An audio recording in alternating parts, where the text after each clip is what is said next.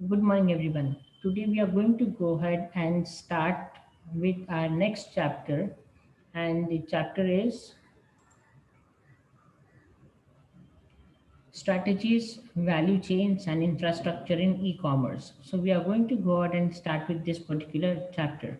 Now, what are various strategies that are there in e commerce? Every organization requires some strategy to be followed in order to grow the business. If I do not have any strategies, I won't be able to go out and grow my business. Whenever I go out and start a business, it is my aim to expand my business. My business should grow monetarily also, and it should grow, or I should go out and have different branches as well. Everyone has their own way of thinking. So business strategists try to find remedy to weakness so that they can overcome them. Now everyone has weakness. So same way business also has certain weakness, and we need to go out and find that weakness so that we can go out and help to grow the business. For small to medium business, e-commerce is a great opportunity to enhance both their brand and their bottom line. So now when it is a small business, it is always better for them to go out and grow. E-commerce is growing day by day to a greater extent. Everywhere we can see e-commerce. We are purchasing everything online. Almost we are paying bills online. Lot of things can be done online through e-commerce. So it is one of the important strategy that has gone ahead and taken place, or one of the important concept, and everyone is well versed with it. So let us see what are the different strategies that we need to follow. The very first is easy to understand categories. First thing is we have to understand the categories that we have. That is vital key to e-commerce success is simple and easy to understand navigation. When I go out and have my website, at that time my navigation of my website should be really very easy so that a person can go out and understand things. He or she does not have to go out and depend on anyone for it. So looking at my say home page, I should be able to go ahead and help the customer quickly. So it should be easy to understand. Next is unique product content. Now, this strategy will literally help us to stand out from the competition, as it helps to boost for your SEO and draw people to your store. So, when I go out and have a unique product content that is something different, at that time, customers will automatically get attracted towards us, and our product marketing will increase. There will be a lot of people who will be visiting our website, and that is going to help to go out and grow our business. When I have a product description, it should be maximum up to 250 words with the broad terms of product title and the various synonyms in the body context.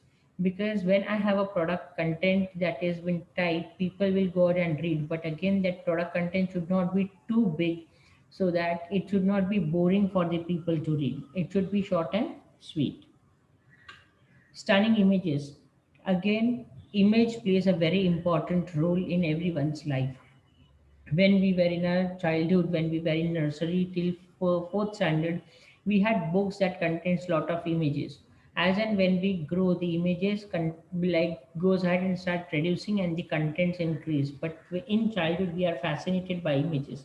Same way on website also, if there are different images, there are like good images, people will get attracted towards it. A picture tells thousand I'm sorry. A picture tells 1,000 words, and great product photos communicate information. So rather than typing 1,000 words, a picture can go ahead and tell you 1,000 different words. Good URLs. Now, your website address should be easy to understand and navigable. It should be very easy to understand for the people, and it should be navigable. It should contain relevant keywords and separate different category keywords with hyphens. We can have different categories. Now, if you go ahead and check out Amazon, what happens on Amazon? On Amazon, you can go ahead and shop product with different categories that are there. So that is how it becomes very important for us to go ahead and have that things. I can go out and shop different things through different URLs when I go out and give certain things. I have blog and do it regularly. So I need to go ahead and keep on creating quality content and post it on the blogs. That helps Google research pages to go ahead and search the content that we have. This helps the customers to go ahead, and it helps to attract customers towards our website, which is very important in e-commerce. The more number of customers are attracted, there are high chances for our business to grow. Then incentivize customers. Now, purchase incentives like free shipping or discount items is bundled purchase can give you the edge of the competition. That is, it increases our sales when we go out and talk about the content. We have to go out and give certain incentives to the customers. Like if you go out and purchase product above this, there will be free shipping. If you have gone ahead and placed order on Amazon, it always shows that if you go ahead and purchase product above 499, it is free shipping. Some of the products, even though your amount might go above 499, they charge delivery charge. Now it depends on the particular vendor how they are going to send products, but most of them they go out and give us free shipping. So it is nice from our point of view that we don't have to go to different store and we don't have to go out and handle that product with care and get it back. The say the seller itself goes ahead and takes care of it.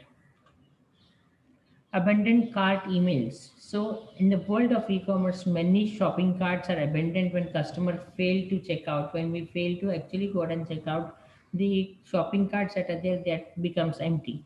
Sending an email to this customer reminding that you have items to be shopped in your cart is very important. That helps customer to go ahead and like place the order. Sometimes it happens as I go ahead and place multiple items in the cart, and then while going through the items, I might have some important work or I might forget that there are items in the cart. And instead of shopping, I just go ahead and come out of that particular website. But later on, after 2 to 3 days, when such items goes ahead and lies in the cart at that time, the particular e-commerce company or the particular business proposal should go ahead and send us and reminder email stating that there are certain items in your cart, and if you want, you can go ahead and place the order, or you can remove that from the cart. So such uh, email should be received by each and every customer. Targeted remarketing. Another quick note of abundant shopping carts is targeted remarketing with the audience via Facebook, display advertising, and Google search advertising. All these are targeted remarketing. That is, they might be knowing about your product, but still they keep on sending you emails through your, or they might go out and send you an ad through your Facebook or through your other social media. Now, if you watch certain videos on Facebook nowadays, the new trend is what that there is 13, 14-second ads that you compulsorily have to watch it. Till you watch that ad, your video will not go ahead and proceed further. That is how we have like made to go ahead and see that ad. When we see that ad, we feel like yes, we should go ahead and do these things, or we should purchase these things. We get attracted. Customer reviews, again, they are very important. Not all products can make a sale on their own, and positive customer review can make a big difference to your conversion rate. So when customer is satisfied, they will automatically get converted, or they will try to purchase product from us only. When we go for shopping of clothes in your nearby locality, what happens, everyone goes ahead and has a fixed shop. No doubt we purchase clothes from different vendors, but still, if I want to go out and get good quality clothes, I do go to that particular shop, and we have fixed it that okay, whenever I want to purchase quality product, good quality product, I will come to this particular shop. Same way, when customer reviews it, customer also goes ahead and they are happy with the services that we provide. They will go out and they will be our permanent customers, and that will be much better. Next is clear calls to action. What do you mean by clear calls to action? It is going ahead and clearly setting that it is a single message that can encourage people. Sometimes one single message stating like person goes ahead and contacts us, or that can go ahead and help person to change their lives by going ahead and purchasing that product. That is very important. Creative and direct calls to action that say more than buy now often work best. They always go ahead and say as what buy now. That goes ahead and helps. When we go ahead and use this particular word buy now, it goes ahead and creates a positive impact on the customer, and they are tempted to go ahead and buy that particular product. Then we have short checkout process. Now optimizing your checkout process through innovative design, that is a self-contained checkout area, and avoiding process like signing in will help to ensure sales success. Whenever you go ahead and visit various websites, at times they go ahead and they ask you to go ahead and sign in first and then go ahead and proceed. Now in that case, what happens if I visit 10 different sales website, 10 times I have to sign in and I have to remember 10 times different kinds of my login IDs. So rather than that, I can directly have a direct option without signing in. There are websites those who go ahead and give this option. At the end, they might go ahead and ask you an email, or they might ask you to go ahead and continue with your Google ID or your Facebook ID. Now that is how things goes ahead and happens, and that is very important. Short checkout process makes customer very happy. They don't have to remember login IDs and passwords every time. Next is recommend products and upsells. And these are the products like e-commerce helps us to go ahead and recommend certain products, and the upsell. Upselling is what going ahead when the product is displayed, you quickly go ahead and think of purchasing it. You might not have even thought of going ahead and placing an order for this product, but as this product is displayed on the website, you are tempted and you go ahead and purchase this product. So upselling goes ahead and takes place there. So there are various products that are recommended. Once you go ahead and do search on, suppose if I go ahead and do search for different kinds of books on Amazon. Next time when I go and log into Amazon, it goes ahead and gives me recommended search. That is, it knows my choice and accordingly it goes ahead and gives me different new books that are available under that category. So it helps it helps me easy to go ahead and do for things more easy more quickly, and I can purchase things. Next, we are going to see is value chains in e-commerce. What are the value chains? What do you mean by value chain? It is a set of activities performed in an industry or in a firm that transforms raw input into final product. Everything that we have in this world, whatever product that we purchase, it is made from what? It is made from raw material. Raw product is made, and then from there the final goods are made. For example, if you go out and eat pizza, the pizza base that you get is made up of what? It is made up of flour. So when you go ahead to do that, for that you need to have food grains. The food grains are brought, wheat is brought, it is grinded, and then it is converted into all purpose flour, and from there the pizza base is made. So everything in this world requires raw material to go out and do that. Now in my industry value chains, the first one is the supplier. What does they do? The supplier goes ahead and supplies the product to the manufacturer. The supplier supplies raw materials to the manufacturer. Manufacturer will go ahead and do what? They will go ahead and they will produce product from raw material that they receive, and from that they will produce that into finished goods. Then the manufacturer might directly go ahead and transport it or sell it to the customers, or it can go ahead and go through different channels. Like manufacturer might go ahead and send it to the distributors, distributors will go ahead and send it to the retailers, and retailers will send it to the customers. So supply chain management system works in different forms. Now there is supply chain management can directly go out and send things to the transporter as well. So it is called as a direct channel. Manufacturer produces the goods and then it goes ahead and sells it directly. That is how you have factory outlets also. You must have heard about Nike, Adidas. We have different factory outlets available. These are what from the factory the goods are produced and directly send it to us. So because of this, what happens is the profit of the middleman is reduced. Now when supplier goes ahead and supplies raw material to the manufacturer, manufacturer will go ahead and produce finished goods. So he or she will go ahead and include the cost of raw material in their profit. Once that is prepared, when it is sent to the distributor or the wholesaler, the distributor or wholesaler will purchase it at a certain amount. He or she will add profit into it and sell it to the retailer. So the cost of the goods increased.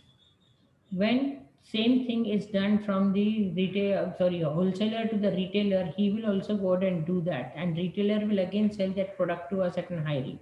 So that is how the price increases, and because of this we get goods at what? Higher price. But when we go out and have a direct factory outlet, at that time the profit of middleman is compensated, and so we might go out and get that product at a cheap cost, at a lower cost. That is how my industry value works. Now we are going to go ahead and check out firm value chains. What are the firm value chains? In firms also there are different departments that are there. Like firms basically goes ahead and deals with the administration work and office work. So in that we have secondary activities and there are primary activities. In primary activities we have inbound logistics that we have operations, so we are going to see that in detail. Now, when I say about primary activity of a product, it is what it consists of inbound logistics, that is handling goods that are bought into the company, storing them and making them available to operations as required. Whenever required, we should go ahead and make things available. Operations, the production process in may case a series of sub activities that can be distributing them to the customers in timely manner. So on particular time we have to go and distribute things to the customers. Outbound logistics, this is like taking the product from the company, storing them in the warehouse if necessary, and then selling it to the customer on time is called as an outbound logistics. So here the product is stored and then sold to the customer. Sales and marketing, finding out the requirement of potential customers. Sales and marketing refers to first find out what is the requirement of customer and accordingly going ahead and selling the product, or accordingly going ahead and marketing the product is important. After sale service, it is after sale service is once the product is sold, after that we have to go ahead and take care. So that is very important to go ahead and have an after sale service also, because if there is any defect in product, if there is any doubt in product, if person wants to know about the product how it is handled, after sale service helps them. Now along with this there are some supporting activities that we have for primary functions. It is administration. Administration is going ahead and doing what it includes: general management, planning management and legal management. That is very important. So it goes ahead and administers the work, documentation work and everything is taken care. Then comes human resources. It includes your recruiting, training, and personal management of the people who work for the organization. I might require different people for organization. So that is how it goes ahead and takes place. So human resource again plays a very important role. Information system. The organization needs to update its production process, train staff, and manage innovation to go ahead and ensure that the products are done what, that the products are updated. So it is very important for it to go ahead and update. So information system again plays an important role. Then we have procurement, the function of finding suppliers of the raw material required as inputs to the operations of the organization. So all this comes into procurement. So I have to go ahead and check out for the suppliers and then I have to go ahead and make that product available by converting it. Now it is responsible for negotiating quality supplies of an acceptable price.